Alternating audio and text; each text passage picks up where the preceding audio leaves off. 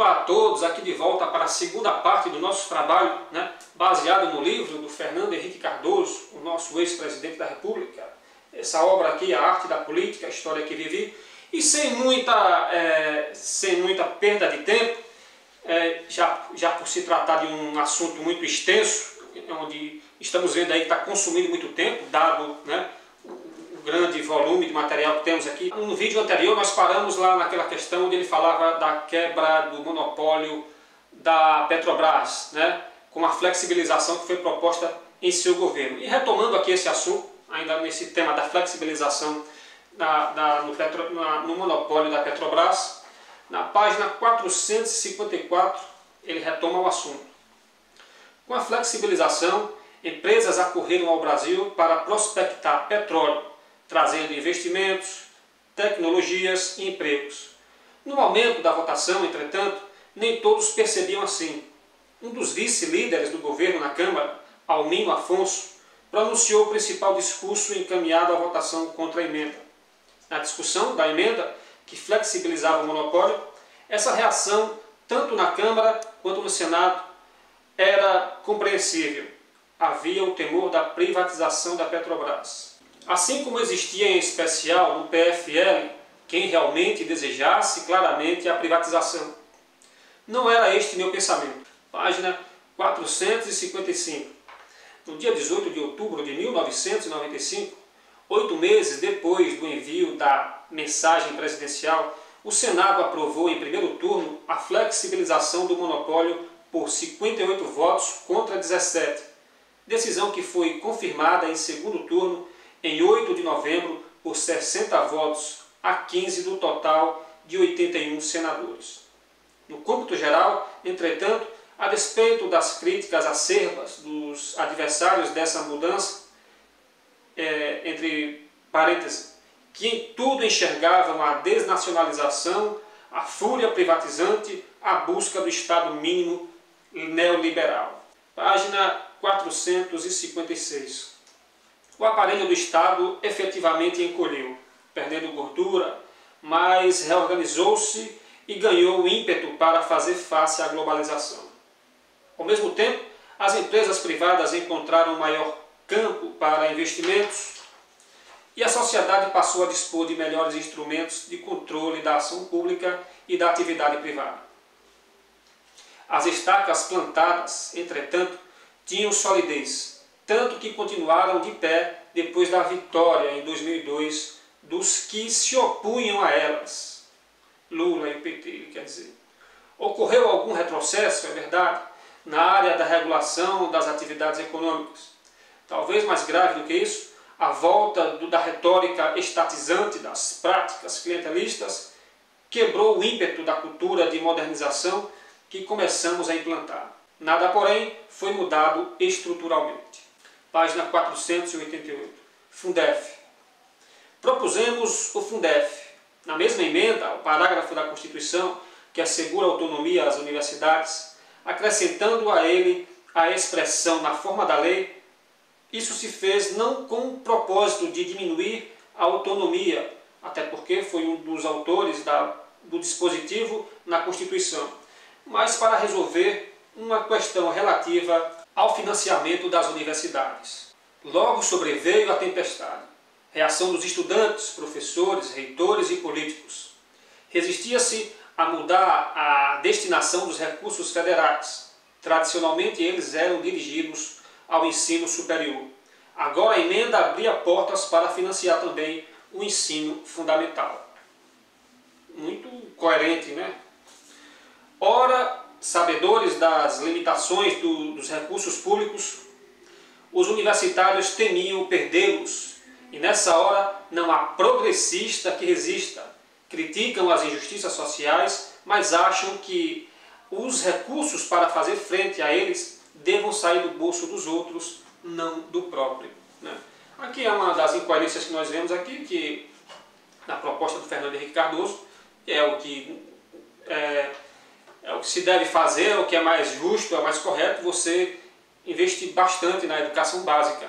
E os universitários, ainda hoje existe isso, os universitários aí, se levantaram contra os reitores políticos, toda essa militância, né, dizendo que estão cortando gastos na educação, mas só que aqui no caso dele, a proposta é de destinar mais recursos, investir mais, dar mais atenção a um ensino fundamental, não que se deixe o ensino superior, que é muito importante, de lado, mas em paralelo, uma atenção paralela ao ensino fundamental, ao ensino de base. E toda essa classe que era contra se levantou contra, criticando e tal, né? E muito bom, muito bem colocado, ele observou aqui, né? Eu vou até repetir. E nessa hora não há progressista que resista.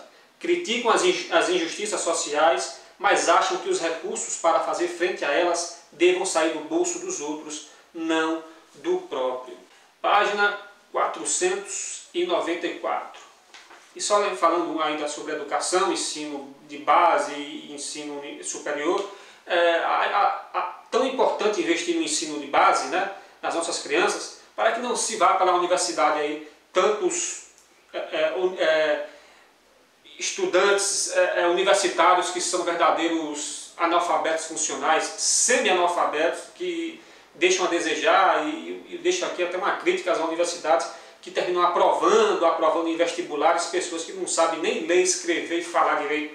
E nessa sanha de se ganhar dinheiro desses estudantes, que seja via fiéis ou por meios privados, terminam lançando profissionais, entre aspas, de péssima qualidade, né, para prestar serviços ruins à nossa sociedade. E aí o perigo está nisso aí. Página 494. Aqui ele fala sobre o Fome Zero e a Bolsa Família. E com todo esse barulho aí, domingão, feriado, eu não vou ficar mais cancelando de fazer esse vídeo e vamos em frente.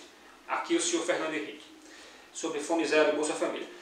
Dessa situação nasceu a ânsia por programas de distribuição de cestas básicas que culminou no Fome Zero, um programa de boa imagem mundial e de baixa eficiência local.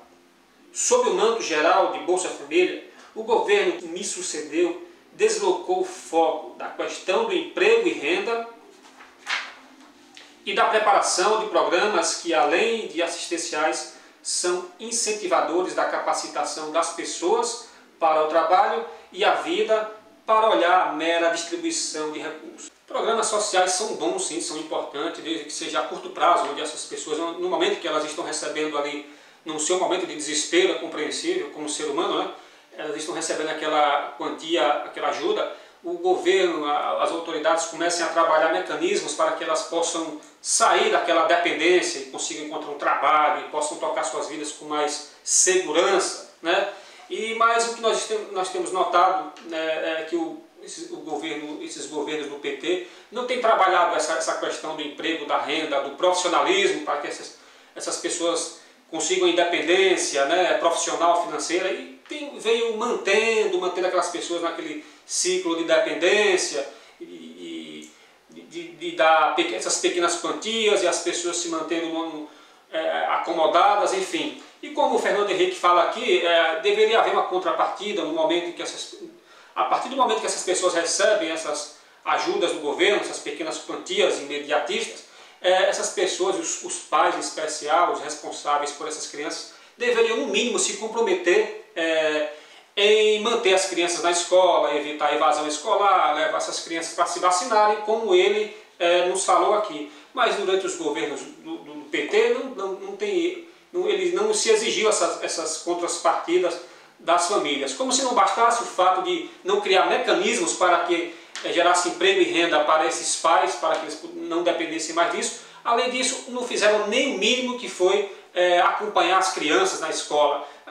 Eu sou dessa geração aí, dos anos 90 e dos anos 2000, ia para a escola quem queria e recebia Bolsa Família assim mesmo. Não importava se você filava a aula ou não, era aquela bagunça, era uma moeda de compra, né, para comprar voto das pessoas mais humildes, né? Eu ainda me lembro que em 98, lá na escola estadual que eu estudava, ainda se exigia comprovações de que as crianças estavam indo para a escola, né? Distribuíram para nós, alunos, umas cadernetinhas pequenininhas, onde a professora ia lá e carimbava, né, a presença do aluno. Caderneta essa que o próprio aluno portava, né? O aluno teria que levar para a escola, aquilo ali era um documento que dava mais um atestado a mais de que o aluno estava comparecendo à sala de aula. E daí em diante foi perdido esse controle, todo esse compromisso, né, para que se realmente houvesse esse compromisso, um comprometimento maior, de que as crianças estivessem estudando, enfim. Voltando aqui, mera distribuição de recursos, enfim. Com a expansão acelerada do Bolsa Família, o governo perdeu parte dos controles das contrapartidas que as pessoas devem oferecer em troca do recebimento a esses recursos. Eu até adiantei, né, sobre isso, ele está falando agora. Por exemplo, a frequência das crianças às aulas e aos postos de vacinação. O programa Guarda-Chuva ficou sob responsabilidade do Ministério do Desenvolvimento Social e Combate à Fome, e não de ministérios como os da Educação e da Saúde, que têm know-how específico e dariam melhor conta do recado. Página 496. Fundo de Combate à Pobreza. Entre novembro de 1999 e maio de 2000, o Senado exprimiu sua concordância com o Fundo de Combate à Pobreza. Os técnicos do Ministério da Fazenda recalcularam custos e, finalmente, para fazer face a eles, fechou-se um acordo entre o Executivo e o Legislativo para aumentar em 0,8% percentual a alíquota da CPMF. A Câmara, no mesmo ano, entre junho e dezembro, aprovou a proposta com um parecer favorável do deputado Paulo Magalhães, do PFL da Bahia, e deu seu ok em votação final no dia 13 de dezembro de 2000. Página 497. Aprovou-se verba considerável, 1,7 bilhão de reais, em vez dos 100 milhões iniciais, para dar partida, já em 2001, à ambiciosa rede de proteção social, englobando o programa Bolsa Alimentação, do Ministério da Saúde, e o Bolsa Escola, do MEC. Só para lembrar, o Bolsa Alimentação tinha como meta diminuir as carências nutricionais de pessoas pertencentes a famílias com renda mensal inferior a meio salário mínimo per capita.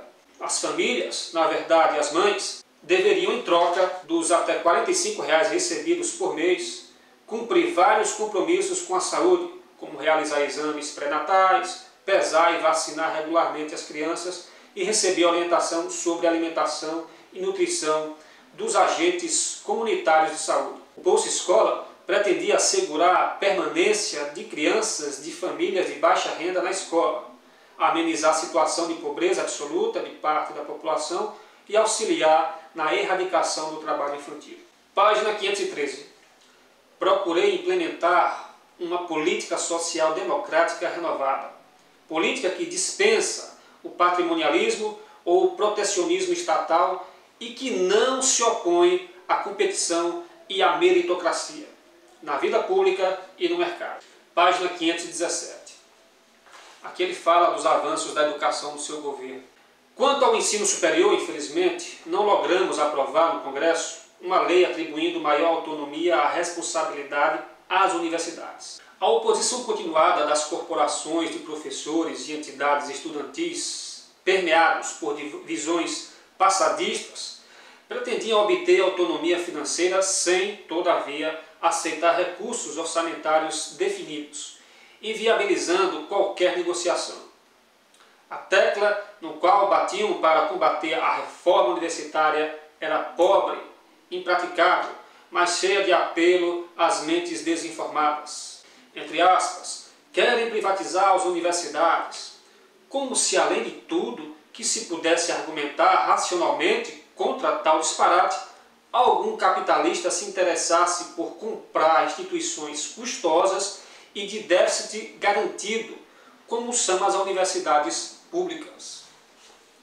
Ou seja, quem se interessaria em comprar instituições, que dariam prejuízo. Página 524. O programa Saúde da Família, PSF, uma iniciativa do Ministério Jatene em governo anterior, esse programa, inspirado na experiência cubana, contou decisivamente na melhoria geral das condições de saúde e de redução da mortalidade infantil. Página 527. Talvez o programa mais reconhecido internacionalmente como um grande progresso tenha sido o de combate à AIDS. Nele, de novo, estiveram presentes os traços que entendo serem distintivos de uma política social democrática renovada. Página 530. Antes do golpe de 1964, houve grande pressão pela, à época, chamadas reformas de base, a chamada reforma agrária na lei ou na marra, definida por setores de esquerda, serviu como um dos estopins para a mobilização direitista. Página 532. Aqui Fernando Henrique vai falar sobre o encontro de criadores de gado em Minas Gerais, onde Fernando Henrique se fez presente, e também se encontrava lá um alto funcionário da Rede Globo, e no momento em que Fernando Henrique foi falar, ele se dirigiu ele se referiu ao MST e mandou um recado até via esse funcionário para a Rede Globo. E vejamos aqui o que foi que Fernando Henrique falou. Abre aspas. Está criado no Brasil um clima do tipo bandido e mocinho, no qual o MST é o bom moço. Basta ver O Rei do Gado. O Rei do Gado era a novela da época. Agora vocês pedem ação enérgica do governo. A primeira morte que ocorra, serei o culpado. Não contem comigo para isso. Será preciso um longo caminho para reconquistar as emoções e abrir espaço para uma opção mais racional. Os apelos, né, que esses demagogos recorrem, apelos emocionais, enfim, usando figuras romantizadas, de pessoas sofridas, que existem. Realmente os problemas das pessoas sofridas ficam de lado para dar mais ênfase aos militantes explorando pessoas miseráveis. Página 535. Aqui na página 535, nós vamos ver aqui os envolvimentos da Igreja Católica para com a questão da reforma agrária e as conversas que o Fernando Henrique teve com o Papa João Paulo II. Estou indo direto ao livro aqui, já se trata de um trecho um pouco grande. Os partidos de oposição e a Igreja Católica, sempre interessada nas causas dos trabalhadores rurais, não perdiam ocasião para criticar o governo e denunciar entre aspas, nossa falta de empenho na reforma agrária. Eu procurava manter o diálogo. A cada dia 7 de setembro promovia-se o Grito da Terra, terminando na Basílica de Aparecida, São Paulo, que invariavelmente lançava os defensores dos excluídos contra o governo. O fato de a manifestação se encerrar em Aparecida era uma explicitação do quanto os setores da Igreja Católica militavam na causa da reforma agrária, não raramente de maneira espalhafatosa. E aqui cabe referir um episódio muito significativo, que nunca antes revelei em detalhes. Num dos 5 encontros que tive com o Papa João Paulo II, 3 no Vaticano, em diferentes datas, e 2 no Rio de Janeiro, durante sua visita em 1997 ao Brasil. O tema principal foi a reforma agrária. E dentro do assunto, o MST. E por iniciativa do Papa, numa sala de audiências próxima a seu gabinete do Vaticano, naquela oportunidade, primeiro conversei longamente com o cardeal Ângelo Sodano, secretário de Estado e cabeça política da Santa Sé. Depois ficamos a sós, João Paulo II e eu, o Papa sentado em uma cadeira de espaldar alto, atrás de uma escrivaninha, e eu do lado oposto. Demonstrando interesse pelo Brasil e conhecimento do país, ele comentou o perfil e a atuação de cada um dos cardeais brasileiros. Ademais, falou o tempo todo em português. Mesmo quando tentei trocar para outro idioma, imaginando facilitar-lhe a conversa, o espanhol ou o francês, ele voltava ao português. Mas o que realmente chamou minha atenção foram as perguntas sobre a reforma agrária e o MST, com um olhar penetrante e atenção concentrada, como se quisesse sugar o que pudesse de cada troca de informações, e o vozeirão poderoso, apesar de que já ao quebrado, o Papa preocupava-se com a agitação do MST e recriminava os exageros de alguns bispos e padres na questão agrária. De certa maneira, me competiu fazer diante dele a defesa de setores que tanto me combatiam no Brasil. Disse-lhe: Vossa Santidade precisa considerar aqui um jovem padre que sai da Europa e chegando ao Brasil, vê uma desigualdade tão grande, acaba se revoltando. Sei que há exageros, mas posso entendê-los. Uma situação paradoxal, portanto, João Paulo II fazia observações críticas sobre adversários estridentes do meu governo, ligados direta ou indiretamente à sua igreja. E eu colocava panos quentes. Curiosamente, o que vazou da conversa no Brasil foi o exato oposto do que ocorreu, como se eu tivesse ido me queixar deles ao Papa. Página 538, ainda sobre a reforma agrária. Em dezembro de 1996, o Congresso aprovou o projeto de lei complementar à Constituição que o Executivo enviara para instituir o chamado rito sumário na desapropriação das terras. Com ele, fazia-se transferência imediata para a União das terras consideradas pelo INCRA como desapropriáveis por improdutivas, desde que o juiz exarasse a sentença e o governo efetuasse o depósito dos recursos avaliados como justos para indenizar o proprietário.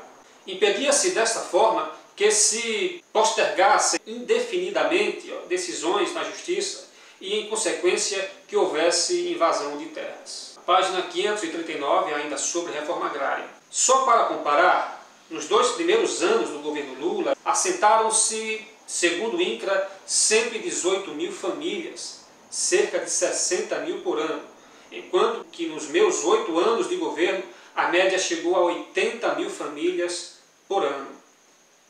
Página 549. A ditadura e a esquerda. Parcela razoável dos militares considerava que se tratava de uma guerra subversiva no Brasil, com 2 partes em conflito, que seriam iguais enquanto forças beligerantes. Isso não é verdade.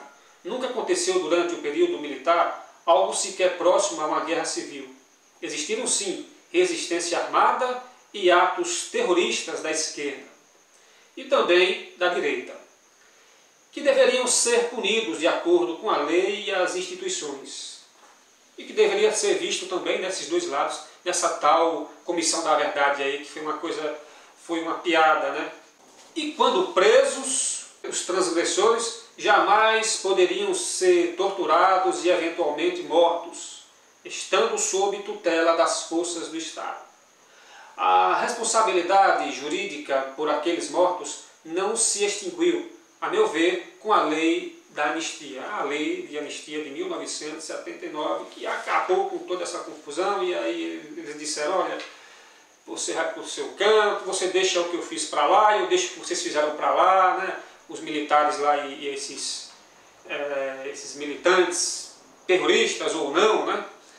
E esquece tudo aí, vida que segue. Tocou-me reparar parte dos abusos cometidos pelo Estado brasileiro com a decisão jurídico-política de encaminhar ao Congresso Nacional um projeto, depois convertido na Lei número 9.140, de 4 de dezembro de 1995, reconhecendo como mortos as pessoas desaparecidas e em razão de participação política. No tempo da ditadura militar e nos anos imediatamente anteriores a 1964, e segundo o qual o Estado brasileiro admitia a responsabilidade por esses mortos e concedia indenização aos familiares das vítimas. Página 550.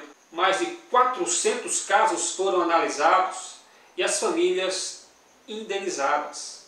Tudo baseado no princípio de que os que desapareceram ou morreram torturados se encontravam sob a guarda do Estado como prisioneiros e deviam ser julgados pelas leis que, embora autoritárias, não previam nem mesmo a elas a execução sumária ou a tortura. Aqui na página 551 ele vai tratar da desigualdade racial. Criou-se ainda um grupo de trabalho para a valorização da população negra, integrado por representantes de diversos ministérios.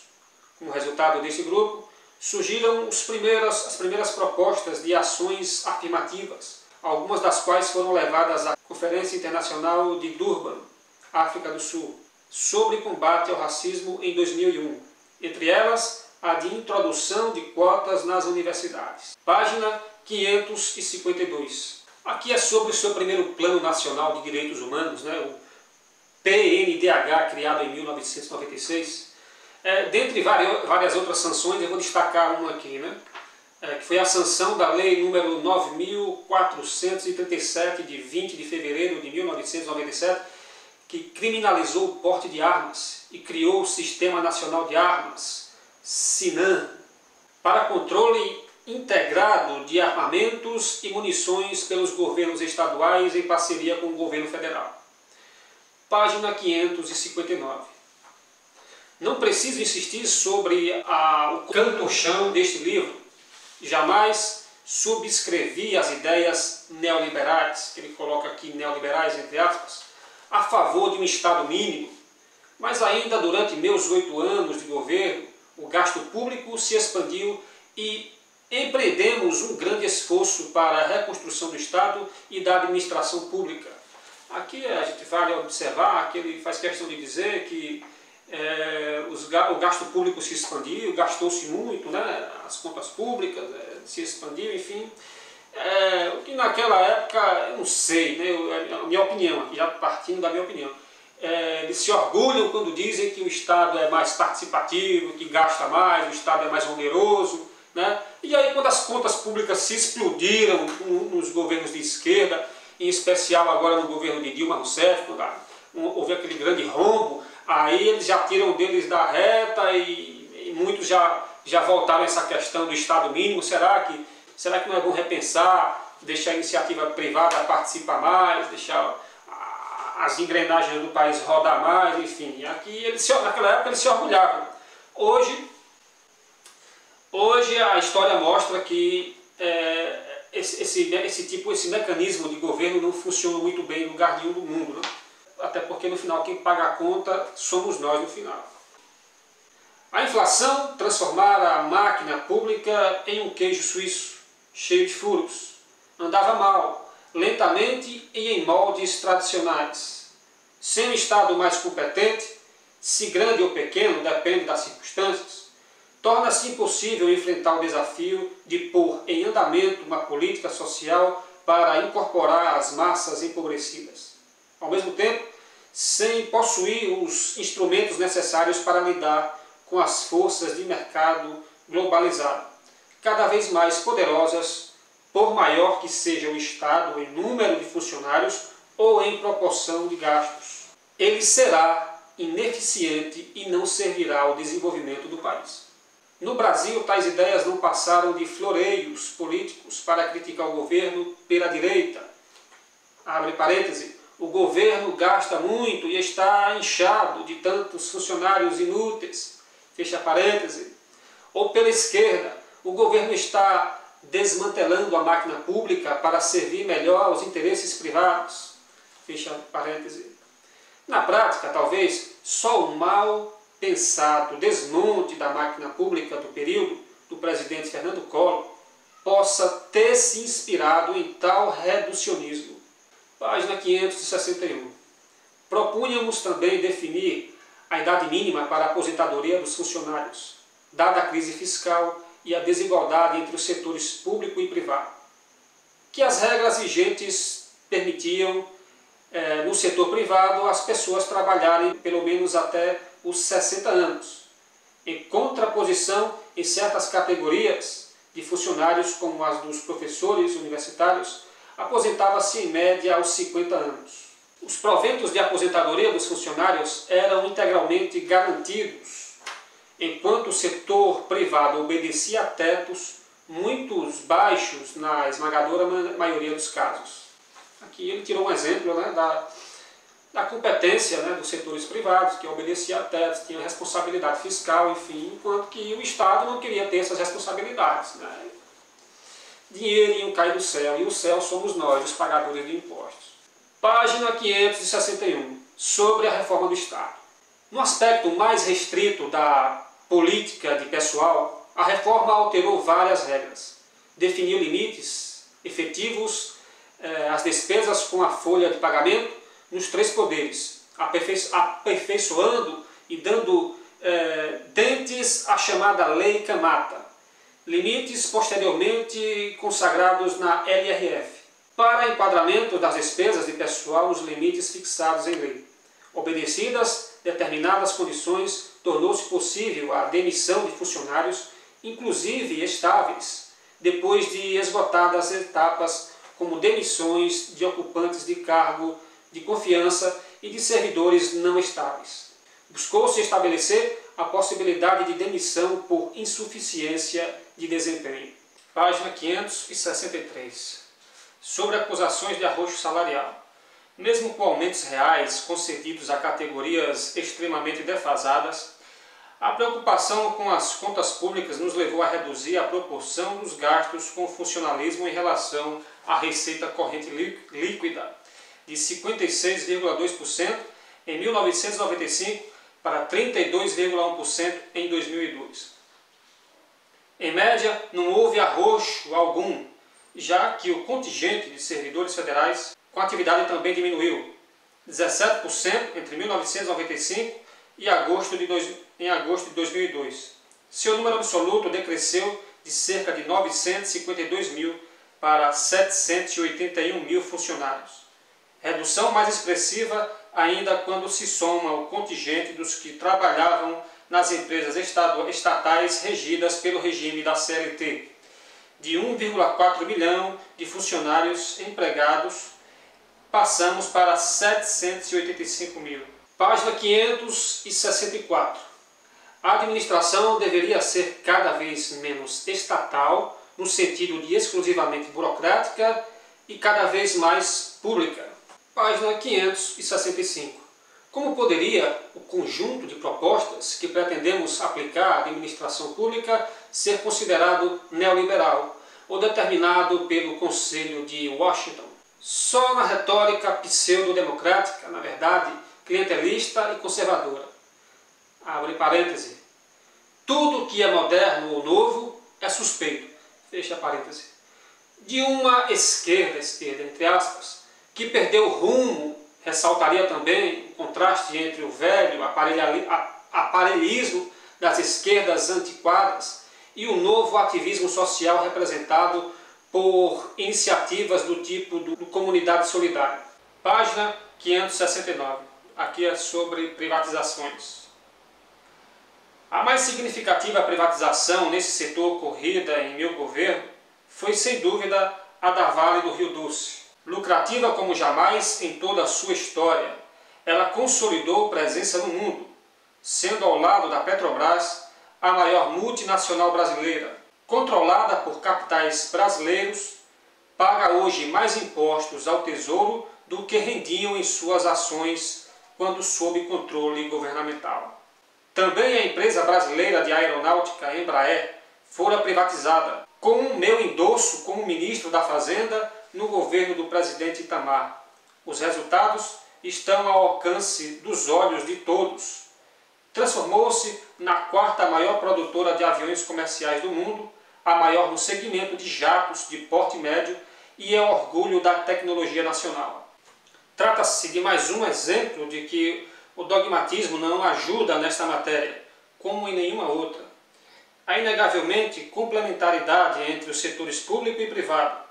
A primazia que se deva conceder a um ou outro depende do momento e da natureza da tarefa a ser realizada. Em uma visão moderna, social-democrática, do Estado, não existe lugar para a privatização pela privatização, nem para a estatização em si, pois nenhuma delas é o abre sésamo da prosperidade e a garantia da defesa dos interesses nacionais.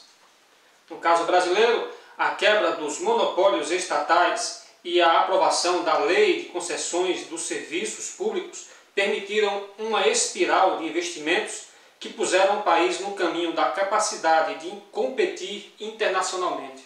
A quebra dos monopólios e a abertura dos setores de infraestrutura aos capitais privados nacionais e estrangeiros foram feitas em cascata, por intermédio de emendas constitucionais, quer dizer, com apoio de ampla maioria do Congresso. A abertura de exploração de gás, a iniciativa privada, sob regime de concessões estaduais.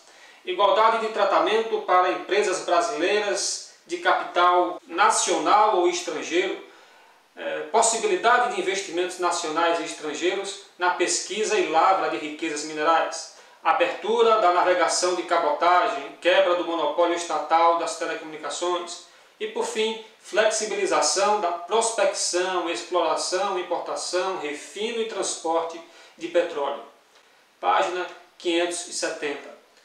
As privatizações do setor financeiro também merecem menção. A razão fundamental para elas foi o descalabro a que a inflação somada à irresponsabilidade fiscal havia conduzido o setor bancário estadual. Página 573. Menos feliz viria a ser a mudança de modelo no setor de energia elétrica. Aliás, um dos maiores problemas foi justamente esse. Não conseguimos realizar a mudança do modelo. Ficamos no meio do caminho por resistências que se espraiaram das oposições para parte da base de apoio ao governo, encontrando eco nos estados. Avançamos na privatização das distribuidoras de energia para, na sequência, passar a das geradoras. A escolha era lógica, tendo em vista que são as distribuidoras que recebem o dinheiro das contas pagas pelos consumidores. Que investidor privado se disporia a investir na geração enquanto a distribuição, suas regras e tarifas permanecessem em mãos do Estado? Estavam vivos na memória de todos os sucessivos calotes aplicados nos anos anteriores pelas distribuidoras estatais, que não pagavam às geradoras pela energia fornecida, levando o governo a emitir, quando eu era ministro da Fazenda, mais de 20 bilhões de dólares em dívida para evitar o colapso do sistema. Página 574. Aspecto importante da privatização foi a redução do número de postos nas empresas estatais, cobiçados na partilha política dos cargos, que contribuiu para reduzir a corrupção no país. Até as privatizações, além das dezenas de milhares de funcionários das estatais transferidas ao setor privado, havia centenas de gordos cargos de direção. Os escolhidos eram apontados, em grande parte, pelos partidos e pelos interessados nas respectivas áreas. E no caso de empresas que o governo jamais pensou em privatizar, como a Caixa Econômica Federal, o Banco do Brasil ou a Petrobras, houve durante os 8 anos em que estive na presidência um grande esforço de profissionalização, quer dizer, de restrição às ingerências políticas. Imunizar de ingerências políticas áreas tão importantes da economia foi uma das razões que levaram à criação das agências reguladoras, os órgãos mais inovadores do conjunto de organizações públicas que pusemos em pé. As primeiras agências que criamos, a ANP e a Anatel e a ANEEL, destinaram-se a regular as áreas de infraestrutura. Mais tarde, vieram leis referentes às agências reguladoras dos transportes, a Agência Nacional dos Transportes Terrestres, a ANTT, e a Agência Nacional dos Transportes Aquáticos, ANTAC, de consolidação ainda precária quando deixei o governo. Mais consolidada ficou a agência encarregada de disciplinar o uso e a preservação das águas, a ANA, e mais inovadora, por incluir a área cultural, foi a criação da Agência Nacional do Cinema, ANCINE. Além dessas, criamos, como já visto no capítulo 8, duas importantes agências que regulam aspectos sensíveis da área da saúde, a Anvisa e a ANS. Página 578. Com a atuação, as condições de prestação de um serviço público, reajuste de tarifas, por exemplo, tornam-se menos suscetíveis ao eventual oportunismo político de uns e ao eventual oportunismo empresarial de outros. Assim, por exemplo, se determinado governo preferir manter artificialmente baixas as tarifas, digamos de eletricidade ou de preço de gasolina, para reprimir a inflação e ou por populismo eleitoral, não poderia fazê-lo. Essa é uma garantia fundamental para o investidor que coloca bilhões na operação de um serviço público. Página 577. Só liberais antiquados e alguns neoliberais exaltados deixam de perceber que sem Estado competente na regulação e no controle, embora não interferente na seara própria do mercado, o bom desempenho da economia não se sustenta em longo prazo. Página 578. No que diz respeito ao fortalecimento do mercado, desde a instituição do Plano Real, permitimos que os mecanismos de formação de preços atuassem mais livremente. Há 3 preços, entretanto, que dependem das políticas governamentais: o dos juros, o do câmbio e do salário mínimo. Página 586. Aqui ele vai falar sobre a industrialização e competitividade. Frequentemente é uma nova camada de empresários e de empresas que ressurge. São as dores do parto de um sistema, o capitalista, que é cruel na forma como se desenvolve. Página 588.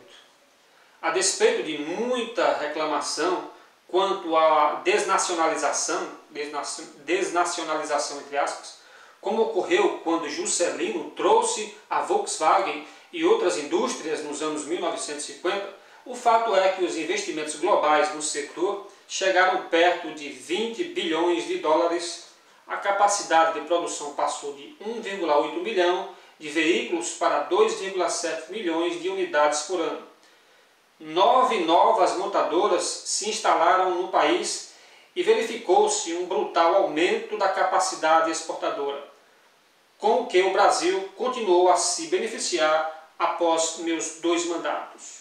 Página 589. Casos tão notáveis quanto esses foram os do setor de telecomunicações e o de petróleo e gás. A expansão da rede de telefonia fixa e móvel com as privatizações deu um salto colossal. De 800 mil celulares em 1995, passamos a dispor em 2005 de mais de 80 milhões. Houve também enorme expansão da telefonia fixa. Saímos de 12 milhões de linhas quando assumiu a presidência para mais de 40 milhões em 2005. Página 590. Os resultados estão à vista. A Petrobras, transformada gerencialmente em uma corporação moderna, sem gerências políticas, com suas ações cotadas em bolsas internacionais, dobrou a produção de petróleo em 8 anos. Como já vimos, não fora o atraso na fabricação de novas plataformas, devido à decisão política do governo que me sucedeu de cancelar alguns contratos de fabricação e esperar da autossuficiência já teria ocorrido ainda nos primeiros anos da nova administração. Lástima maior é ter um novo governo incidido no pecado de fazer nomeações políticas na empresa.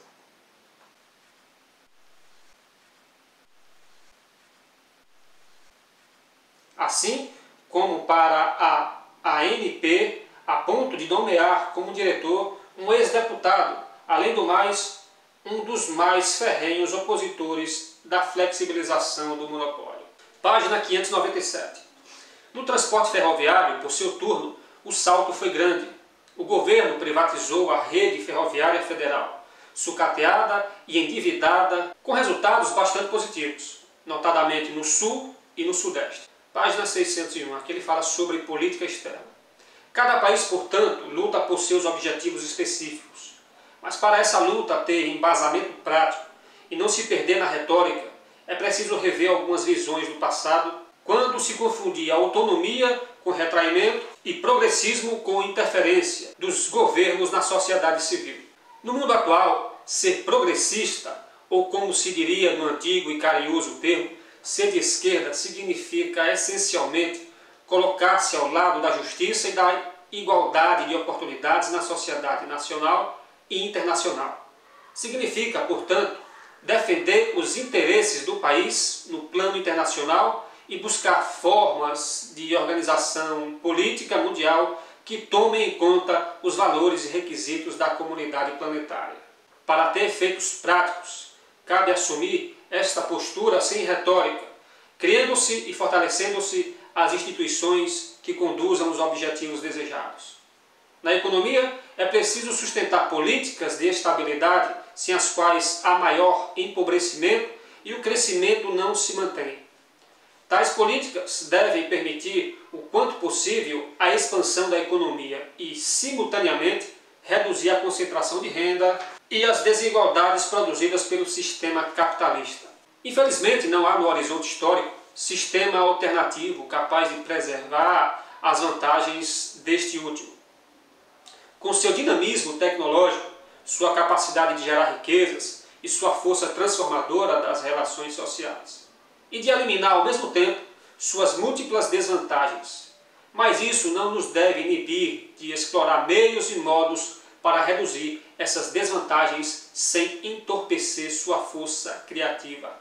Aqui ele critica, ao mesmo tempo reconhece as vantagens do sistema capitalista, diz que não existe no momento, no horizonte histórico, um sistema capaz de se substituí-lo, né? Mas que não por isso que eles, né, da esquerda, enfim, no caso de Fernando Henrique aqui, eles vão deixar de encontrar mecanismos para reparos, para corrigir as eventuais falhas do capitalismo, né, essas desigualdades que ele diz que o capitalismo gera, mas que ao mesmo tempo o capitalismo tem a sua força inovadora, tem seu dinamismo, enfim. É um reconhecimento seguido de crítica. Enfim. Página, e na minha opinião, já partindo da minha opinião, já saindo aqui do Fernando Henrique, realmente não existe um sistema que se diminua, um sistema tão eficiente, né, na humanidade quanto o capitalista. Né? Apesar, a despeito, não existe sistema perfeito, mas a despeito de suas falhas, é o sistema que mais vem erradicando misérias no mundo, né, com todos os seus defeitos. É um sistema que vem diminuindo mais aí as desigualdades sociais, né, com a liberdade das pessoas poderem criar e tocar em suas vidas e dar oportunidade às pessoas ter a oportunidade de serem criativas e a partir disso, usando a sua vocação, dar oportunidade às outras pessoas e as pessoas vão ali, como ele falou aqui, com todo o seu dinamismo, vai, né, rodando aí a máquina e é o que vem fazendo a coisa dar certo no mundo, apesar de suas falhas, que não vai existir sistema perfeito, né? Mas muito menos ainda um socialista, na minha opinião. Muito menos ainda. Página 602. Aqui é depois dele falar do progressismo e suas qualidades, né? Para tornar-nos mais aptos e enfrentar essas lutas, como chanceler, ministro da Fazenda e presidente da República, procurei substituir as práticas e visões do Brasil pré-globalizado por perspectivas mais dinâmicas, que permitissem à economia se ajustar às realidades globais sem perder graus de autonomia dentro do possível, embora tentando o impossível. Em suma, busquei manter uma atitude que qualifico de progressista e sustentei políticas compatíveis com essa visão da sociedade e do mundo, que vê um entrelaçamento entre o externo e o interno, sem desfazer o que é próprio da cultura de cada país, nem muito menos desatender aos interesses nacionais. E aqui o Fernando Henrique faz uma espécie de comparação de como o governo militar brasileiro se comportou com essa questão aí da invasão da Indonésia ao Timor-Leste e quando em seu governo, como o Fernando Henrique tratou o Timor-Leste. O contraste entre o que podemos fazer por Timor e o silêncio do governo militar diante do massacre ali promovido pela Indonésia está entre as razões de meu pasmo quando setores de esquerda se referem à política externa daquela época como progressista ou de defesa da soberania nacional. Estamos vendo aí no caso da Rússia hoje aí, a esquerda, tanto a esquerda quanto o Bolsonaro aí, mas aqui, já que ele falou da esquerda, só para não ficar incompleto, Bolsonaro aí, né, veladamente apoiando Putin, né? E aqui, como ele falou da esquerda, e a esquerda disse que via aquela atitude do Timor-Leste como uma atitude progressista e que se tratava de uma atitude de defesa da soberania. E a esquerda também atual fala o mesmo de Putin, né? Que os americanos são imperialistas e que Putin está defendendo a democracia e todos esses absurdos aqui. Então, enfim, voltando. A política externa daquela época como progressista ou de defesa da soberania nacional. Provavelmente, só por haver exacerbado um anti-americanismo presente em setores da sociedade brasileira. Página 629. Sobre a ALCA. No plano político, partes da esquerda, somadas à Igreja Católica e ao MST, não tem dúvidas. Para eles, a ALCA significa a anexação pura e simples dos interesses brasileiros pelo imperialismo, como se vivêssemos antes de 1950. E mesmo no aspecto político, mais à direita, há quem tema as consequências negativas do acordo para os interesses nacionais. Como se não se tratasse de uma negociação comercial e como se empresários e homens do governo fossem incapazes de defender os interesses próprios e os do país. Ou pior ainda, de sistematicamente atraiçoá-lo. Esses setores chegaram a organizar um plebiscito contra a ALCA, junto com outro sobre o repúdio à dívida externa. Página 630. Vejo com preocupação a crescente desintegração econômica da América Latina e até mesmo o possível aumento dos conflitos de visão política. A onda eleitoral, após os fortes processos de ajuste econômico dos anos 1990, tem levado à formação de governos de tendências mais estatizante e protecionista, erradamente rotulados de esquerdistas ou populistas. Não chegam a ser nenhuma coisa nem outra, são mais reativos, defensivos, dando sinais de que as sociedades da região, com 2 ou 3 exceções conhecidas, temem adotar uma política mais agressiva de integração à ordem mundial que possa ser proveitosa para os interesses nacionais. Página 636. Ainda em meus primeiros meses como chanceler, em novembro de 1992, tive notícia de um levante em Caracas contra o governo de Carlos Andrés Pérez. Imediatamente me pus em contato telefônico com o presidente venezuelano, antigo conhecido meu, de reuniões promovidas por círculos da Internacional Socialista. Página 639. Aqui é FHC em conversa com o presidente do Peru, Alejandro Toledo, e sua esposa Eliane Carpe. Quando Eliane indagou a Fernando Henrique, por que Fernando Henrique apoiou Fujimori para presidente do Peru? E aqui vejamos o que é que o Fernando Henrique justifica, respondeu para ela, Aqui ele comenta a resposta. Disse-lhe que uma coisa era a minha atitude como intelectual, radicalmente democrata e progressista. Outra, minha conduta como chefe de Estado. Não ficou muito elucidativa, mas... Página 640. Para a América Latina, a Revolução Cubana constitui um marco, a despeito de seus resultados decepcionantes e da repulsa que causam os aspectos contrários aos direitos humanos e às liberdades. Sem contar as péssimas condições de vida que o povo cubano vem suportando desde o começo da década de 1990. Verdade que graças também ao bloqueio econômico norte-americano. Além do apelo à maior igualdade numa região de desigualdades extremas que Cuba representa, há a simbologia da luta de Davi contra Golias, tornada permanente pelo embargo norte-americano. Página 665, aqui um erro ortográfico, os interesses. Mas não por isso que o livro do Fernando Henrique vai deixar de ser importante por causa desses erros ortográficos. É só para dar uma enriquecida mais no vídeo aí, enfim. E tirar uma ondazinha com a editora do livro também, que a editora também não vai perder sua importância por isso também. Página 661. Aqui Fernando Henrique fala de encontro que teve com o então chanceler alemão Helmut Kohl, na Itália, onde ocorreu esse encontro. Viu bem depois, em março de 2005, em um encontro de 3 dias em Turim, na Itália, patrocinado pela World Political Forum, entidade ligada à Fundação Gorbachev, de que faço parte. Página 662. Conheci Gorbachev há muitos anos e estive várias vezes com ele. É um homem efusivo, cordialíssimo, vital. Acredita realmente na democracia. Minha admiração por ele inclui o fato de ainda, enquanto governante, ter sido um dos primeiros líderes mundiais e, com certeza, o primeiro da ex-União Soviética a dizer que o mundo mudou, tanto que questões como meio ambiente são causas da humanidade inteira.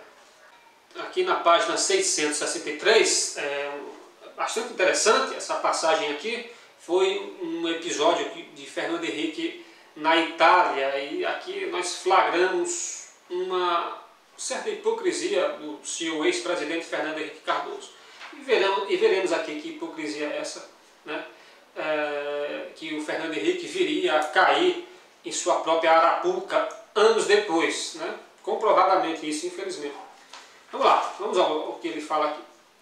Detalhe curioso: quando recebi da Universidade de Bolonha o título de doutor honoris causa, Prodi, primeiro-ministro e professor daquela universidade, que assistiu à solenidade, pediu carona no avião presidencial para voltar a Roma.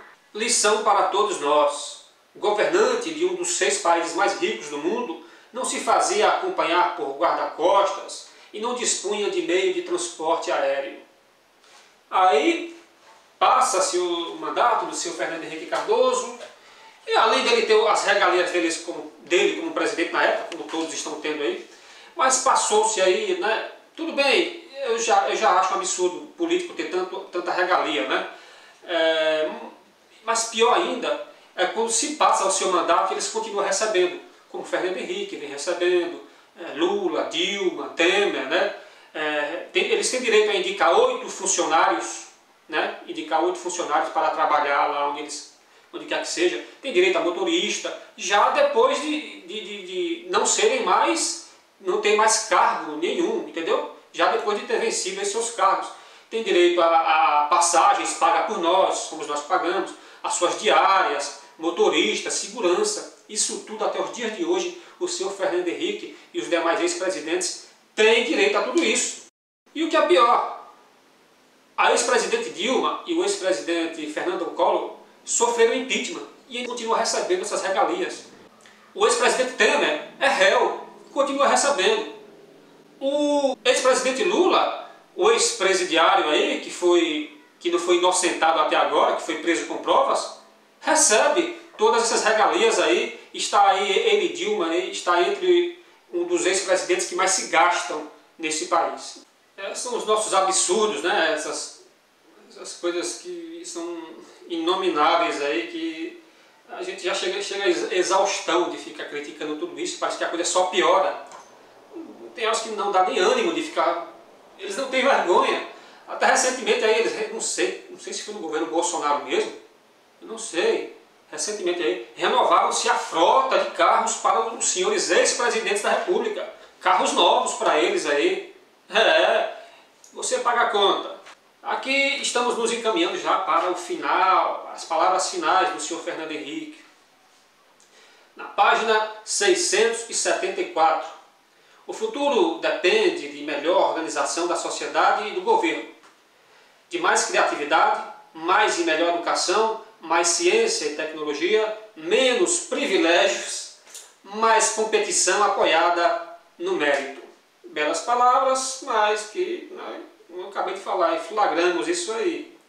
E isso é uma pontinha do iceberg, aí, se for para olhar o tanto de desmando, de falta de escrúpulo praticado por esses caras aí. Mais competição apoiada no mérito, mais avaliação, mais coragem para mudar. Página 678.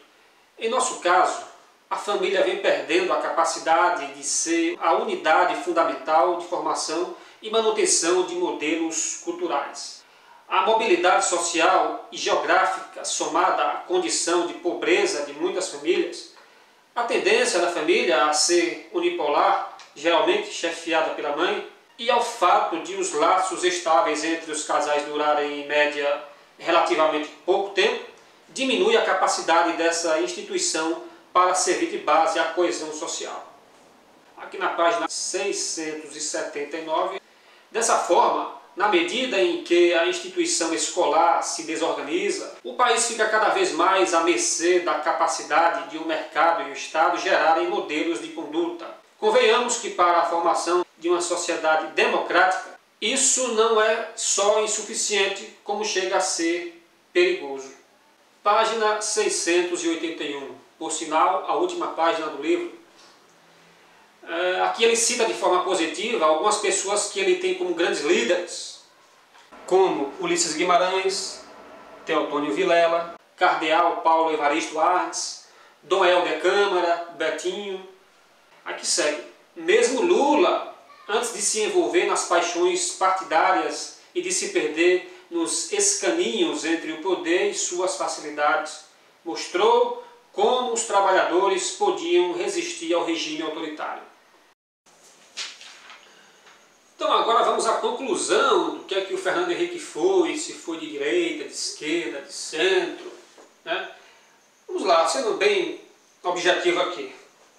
Ele que começou de fato a sua vida política como de esquerda, né? Até pelos seus contatos, os seus aliados, ele que foi aliado inclusive de comunistas, lá no início de sua vida política, ele na universidade. Aí partiu para o Senado, a sua primeira experiência eleitoral. Ele que recebeu inclusive o apoio e o voto de Lula para o Senado, né? E quando chegou ao governo, ele sempre quis se mostrar como um governo progressista, ou seja, um governo de esquerda progressista, que é onde o progressismo está mais direcionado, à esquerda, né? E se incomodava quando diziam que ele era neoliberal. Ele sempre quis afastar esse cara. Para ele era como se fosse um xingamento dizer que ele era um liberal, neoliberal, como chamavam. Mas que na prática, embora ele ele diz, se justifica, tenta dizer que foi de esquerda, na minha opinião, na prática ele foi de centro. Na prática ele foi de centro.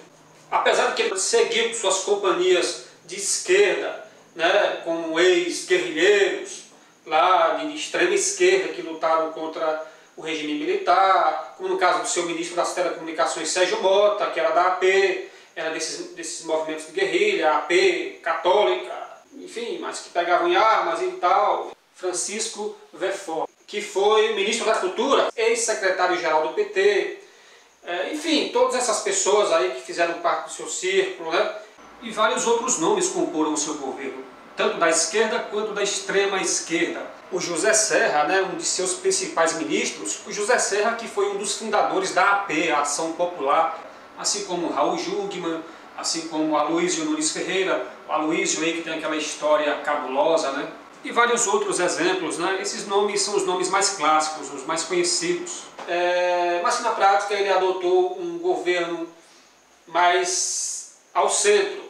Para mim, simbolicamente, parecia estar mais à esquerda, por conta de todas as suas companhias, essas pessoas que compunham seu governo, esses esquerdistas, mas que nas atitudes, né, ele foi um homem das privatizações, deu um grande salto nas telecomunicações, trouxe qualidade de vida para a sociedade civil.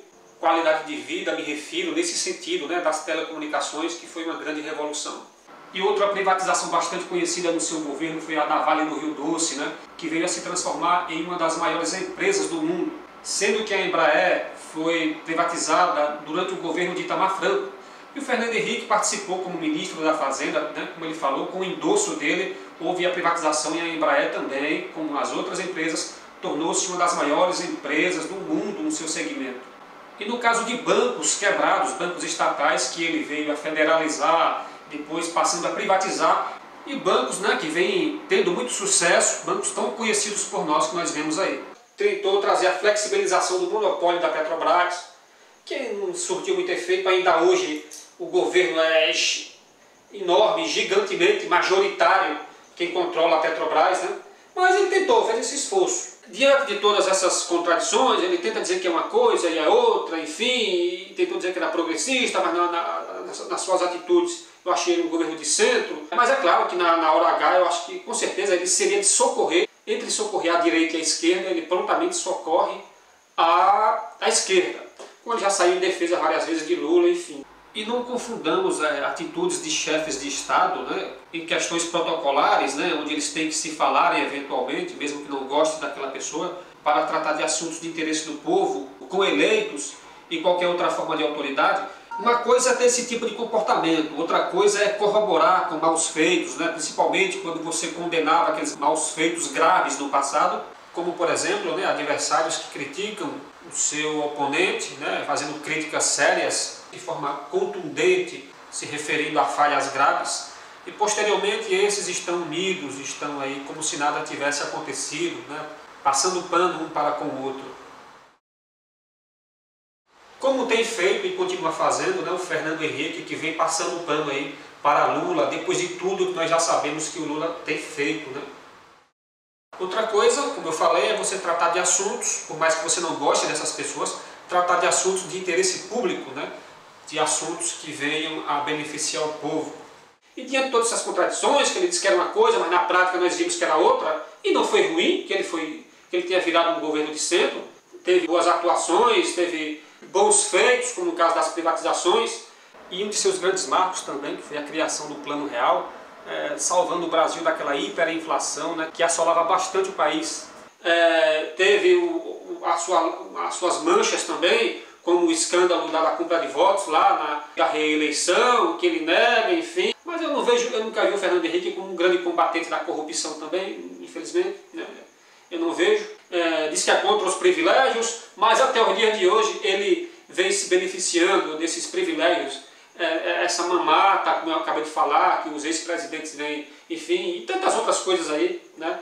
Tantas outras excrescências aí que nos causam indignação. Para se corroborar ainda mais, mostrar que ele tem uma tendência mais à esquerda, embora na prática ele tenha sido um governo de centro, na minha opinião, mas com tendências sempre de voltar para a esquerda.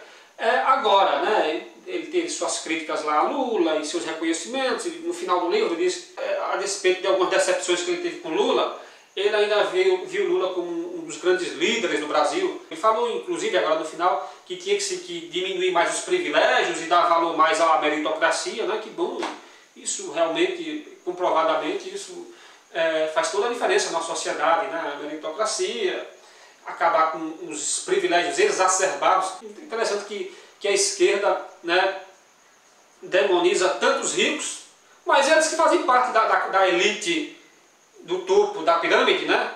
Os políticos ricos, que eles criticam os ricos, mas mantêm os políticos inescrupulosos cada vez mais ricos, e quem é que paga a conta desses políticos ricos e inescrupulosos? Os mais pobres. São vocês que bancam a conta desses políticos mais estatizantes aí, e contradição, né? E eles que são contra os milionários, as grandes fortunas, e eles fazendo parte da farra aí, feito moscas em cima da carniça, né?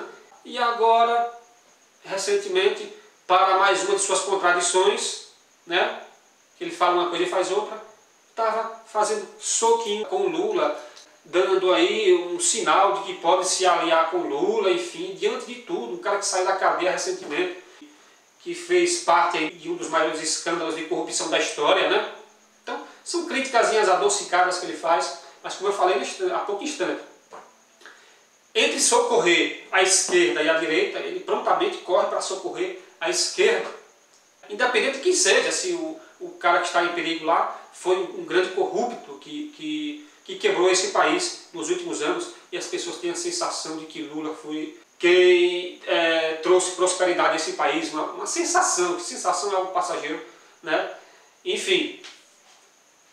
Fica isso aí na ordem do dia, e estamos vendo aí a Alckmin também, né, que se mostrou aí um grande rival de Lula, e tentando fazer bravata com aqueles discursos horrorosos, tentando empolgar as massas, né, um picolé de chuchu aí, e que pegou mal, inclusive, para uns simpatizantes do PT. Pessoal, essa foi a minha impressão aí, desculpe toda essa pressa, né, como eu falei, venho tentando fazer esse vídeo há anos aí, com muitas dificuldades, enfim, e tenho minha vida pessoal para cuidar, e, enfim, mas consegui fazer. Não pude ser muito claro, não pude dar uma conclusão, ninguém é dono de uma conclusão absoluta, muito menos eu, mas aí ficou um pontinho de reflexão, um pontinho de conhecimento aí, que nós aí compartilhando com vocês poderão levar a partir desse pontinho, desse pinguinho que eu compartilhei com vocês aí, vocês poderão desenvolver um pensamento melhor da nossa política, da nossa sociedade.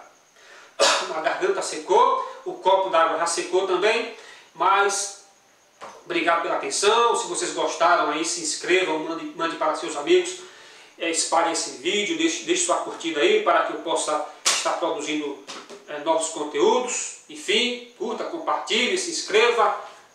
Um abraço e até o próximo tema.